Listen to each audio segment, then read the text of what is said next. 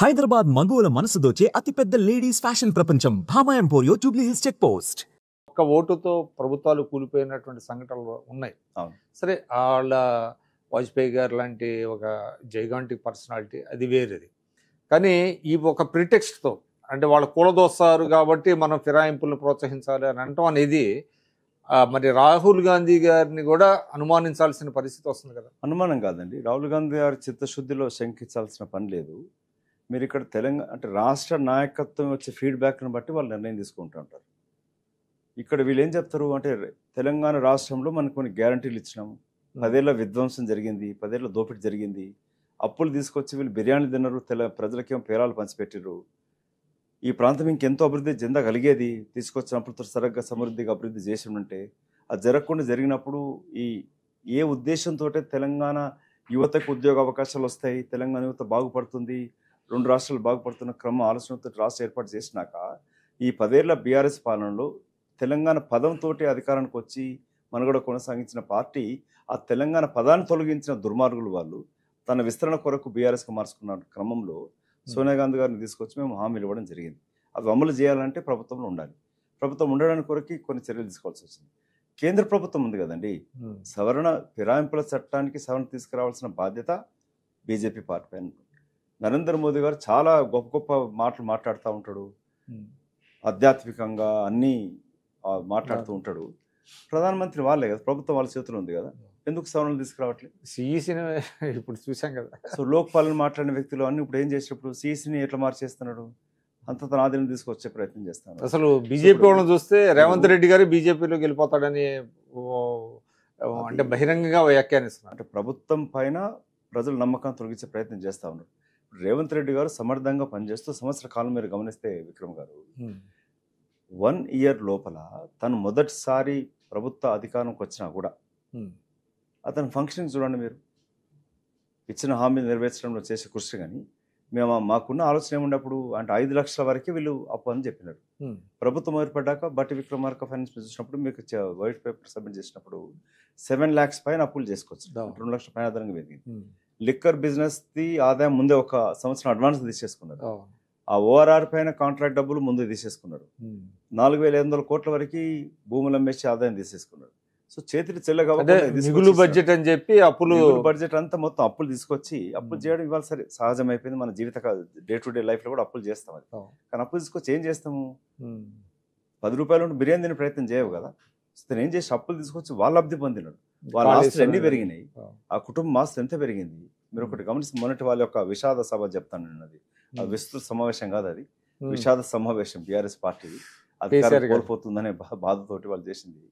So వాళ్ళు మీరు ఒకటి గమనిస్తుంది, నేను చెప్పింది ఏంటి అంటే అతను కేసీఆర్ గారు మాట్లాడతారు, అల్లుడు హరీష్ రావు గారు కమిటీలకి అధ్యక్షత వహిస్తాడు, కొడుకు బ్రీఫింగ్ చేస్తాడు, కూతురు వెళ్ళి సభ పెట్టుకుంటుంది. అంటే ఈ నలుగురితో మీకు ఎవరు లేరా ఆ పాటలు వేసి ఇటీవల వాళ్ళ గ్రాఫ్ పెరుగుతుంది అనేది కూడా మీరు ఒక పోల్ ఒకటి నిర్వహిస్తే ఆ పోల్లోనే అంటే ఏ ప్రభుత్వం కావాలని అంటే వాళ్ళ కుటుంబ పాలన కావాలనేది 63% ఎంతమంది వచ్చారని వచ్చింది కదా. విక్రమ్ గారు పోల్స్ ఇవాళ రేపు తెలుసు కదా, అంటే చేసింది కదా వెదవ, అసలు ఐటీ సెల్ దిమాక్ లేదు, మారుస్తున్నారా?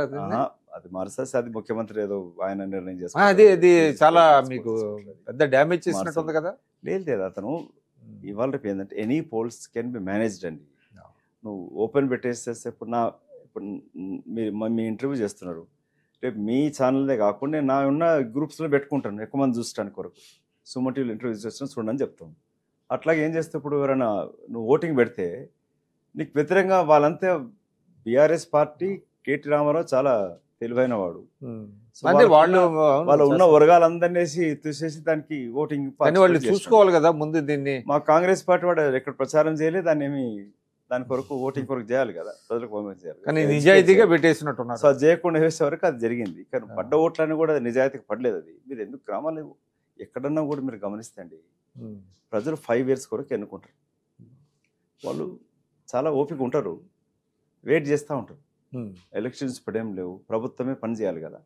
సో వాళ్ళు ఓపిక చూస్తూ ఉంటారు, ఇంత తొందర ఎవరు అభిప్రాయం చెప్పరు. అట్లా చెప్పేది ఉంటే 6 నెలలకు వచ్చిన పార్లమెంట్ ఎన్నికల్లో ఎందుకు వాళ్ళకి 0 వచ్చింది? మీరు మల్కాజ్గిరి పార్లమెంట్ తీసుకుంటే మా ఏరియా తీసుకున్నప్పుడు బీజేపీ పార్టీ బీఆర్ఎస్ ఎమ్మెల్యేలు అందరూ ఉండగా కూడా వాళ్ళకి 0 వచ్చి బీజేపీ ఎట్లా గెలిచిందండి? సో ప్రజలంతా తొందరగా వ్యతిరేకత జరగదు. కానీ మీరు ఇక్కడ ఇందాక అన్నారు మీరు అన్నట్టు మా బాధ్యత ఉంది రేవంత్ రెడ్డి గారి ప్రభుత్వం పైన ఇవన్నీ అమలు చేయాల్సిన అవసరం ఉంది.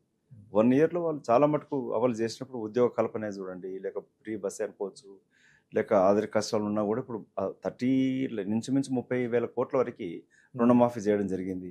సో ఆర్థిక ఇబ్బందులను చేస్తూ ఉన్నారు. ఇప్పుడు అప్పు తీసుకోవడం కష్టం అవుతుంది, ఆర్థిక తగ్గినాయి, ఓవరాల్గానే బిజినెస్ తగ్గింది, రియల్ ఎస్టేట్ పడిపోయింది. సో అన్నిటి కొన్ని కారణాలు సెంటర్ కూడా టైటన్ చేసినట్టుంది కదా చేస్తుంది కదా. ఇక్కడ కూడా వాళ్ళు ప్రతిపక్ష పార్టీ ప్రభుత్వాలు ఉన్న చోటంతా కూడా బీజేపీ పార్టీ వనరులు ఇవ్వట్లే, అడ్డుకోవడం ఆపడం జరుగుతుంది. అదే నరేంద్ర మోదీ గారు ముఖ్యమంత్రి ఉన్నప్పుడు యూపీఏ ప్రభుత్వం ఎక్కడ కొంచెం అంటే కాంగ్రెస్ పార్టీ కొంత ప్రెషర్ ఫీల్ అవుతున్నట్టు కనపడుతున్నట్టు ఉందండి. అంటే ఒకవైపు ఈ 6 గ్యారెంటీలు. సో ముఖ్యమంత్రి కర్ణాటక ముఖ్యమంత్రి ఎప్పుడు పిఎం అంతా కలవడు అసలు. రేవంత్ రెడ్డి గారు యావత్ మంత్రులను తీసుకొని వెళ్ళి పదే కేంద్ర మంత్రులని ముఖ్యమంత్రిని కలిసినా కూడా వారు నిధులు ఎక్కడ ఇవ్వట్లే కూడా, ఇవ్వరు కూడా, వాళ్ళు ఇస్తారని అనుకోవట్లేదు. రేవంత్ రెడ్డి గారిది కొంత చంద్రబాబు నాయుడు గారి స్టైల్ అనుకుంటా కొంత, అంటే వారు అక్కడే శిక్షణ వచ్చాడు కదా. అంటే తరచుగా కేంద్రానికి నివేదించడం, తెలుగుదేశం స్కూల్ నుంచి గ్రాడ్యుయేట్, కొంచెం వాడిని గుడ్ లుక్స్ లో పెట్టుకోవటం, ఇవన్నీ కూడా కొంత అంటే అది మంచిది కూడా అనుకుంటా. ఇది గుడ్ ఇంటెన్షన్ తో చేస్తాను. కేంద్రంతో రాజకీయాలను పక్కన పెట్టేసి కొన్ని రాష్ట్రాభివృద్ధికి సంబంధించి కేంద్రంతో కలిసి పనిచేయటం అనేది చేయాల్సింది. నువ్వు తవ్వు పెట్టుకొని చేస్తే కుదరదు. ముందు కేసీఆర్ కూడా అసలు పట్టించుకునేవాడు కాదు కదా ఆయన. అది కేసీఆర్ నటించేవాడు, పట్టించుకున్నట్టు కాకుండా నటించేవాడు. కానీ పార్లమెంట్లో ప్రతి బిల్లు మద్దతు ఇస్తా ఉండే. సో అతను మాట్లాడి ప్రతిదీ అబద్ధం మాట్లాడతాడు, ఎన్నిసార్లు తన్నరుక్కుంటాడు. అతను మాట్లాడేది నమ్మకూడదు మీరు. ఒకవేళ నిజంగానే బీజేపీ పార్టీ ఎన్డీఏని వ్యతిరేకించింటే ఎందుకు వారు ప్రతి బిల్లును సపోర్ట్ చేసినాడు? పార్లమెంట్లో ఒక 10 ఏళ్ల సంవత్సరంలో ఒక చూపండి, ఏదన్నా ఒక్క బిల్లు వ్యతిరేకంగా ఎన్డీఏ ప్రభుత్వం తీసుకొచ్చే బిల్స్కి వ్యతిరేకంగా కేసీఆర్ పనిచేసినాడా? టీఆర్ఎస్ చేసింది నాట్ ఈవెన్ సింగిల్ ఇన్సిడెంట్. ప్రతి దాంట్లో మద్దతు ఇచ్చినాడు. సో కేసీఆర్ మాటలు నమ్మకూడదు. భవిష్యత్తులో 2 పార్టీలను కలిసే అవకాశం ఉందంటారా? 101% కలిసే ఉన్నాయి. ఇప్పుడు కలిసే ఉన్నాయా?